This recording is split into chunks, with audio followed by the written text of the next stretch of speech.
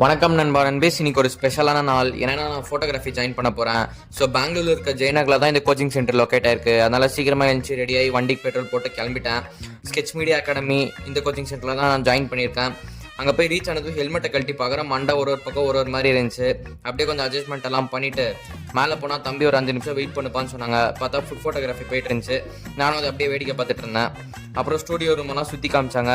இன்றைக்கி ஒரு 1 hour தான் கிளாஸ் இருந்துச்சு. சும்மா பேசிக்ஸ் எல்லாம் மட்டும் எடுத்துகிட்டு அவ்வளோதான் நாளைக்கு வாங்கன்னு சொல்லிட்டாங்க. ஸோ நானும் கிளம்பி வெளில வந்து பார்த்தா சரியான மழை. அப்புறம் நின்னதும் கிளம்பிட்டேன். நமக்கு ஃபஸ்ட் டைம்ன்றதுனால வழியெல்லாம் கரெக்டாக தெரில. கூகுள் மேப் பார்த்து ஓட்டுறதுக்கு மொபைல் ஓட்டுரும் இல்லை. எப்படியோ இந்த ஜிப்புக்குள்ளே வச்சு அப்படியே மேனேஜ் பண்ணி வந்துட்டேன். வீட்டுக்கு ஒரு 10 கிலோமீட்டர் தான் இருந்துச்சு. அதே 1 மணி நேரம் ஆயிடுச்சு வரதுக்கு. சரியான பசி. வந்ததும் சாம்பார் சாதத்தை சாப்பிட்டுட்டு மாடிக்கு போய் பார்த்தா நான் வச்ச செடியை தவிர மற்ற எல்லா செடியும் வளர்ந்துருந்துச்சு. அப்புறமா யாராச்சும் ஏதாச்சும் என்ன பிடுங்கன்னு கேட்டால் புல்லை பிடுங்கன்னு சொல்கிறதுக்காக புல்லை பிடிங்கிட்டு இருந்தேன். என்ன தோணுச்சுன்னு தெரில, மொத்த செடியும் பிடிங்கிட்டேன் எல்லாத்தையும். அப்புறம் கொஞ்சம் அரேஞ்ச்மெண்ட்ஸ் எல்லாம் சேஞ்ச் பண்ணலான்னு நானும் கல்லக்காய் சாப்பிட்டுட்டு யோசிச்சுட்டு இருந்தேன். அப்போ தான் மூளை நல்லா வேலை செய்யும். சரி எல்லாம் பாட்டு ஒரே சைடு டபுள் ஸ்டாண்ட் மாதிரி பண்ணி வச்சுட்டேன். இன்னும் கொஞ்சம் ஒர்க்கு பேலன்ஸ் இருக்குது. இருக்கிற டஸ்ட்டை க்ளீன் பண்ணிவிட்டு செடிக்கு உரத்தை போட்டு ரெஸ்ட் எடுக்க ஆரம்பிச்சிட்டேன். அம்மா நைட்டுக்கு பன்னீர் பட்டர் மசாலா செய்கிறேன்னு சொன்னாங்க. நமக்கு பன்னீர் சாப்பிடவும் பிடிக்கும், கட் பண்ணவும் பிடிக்கும்.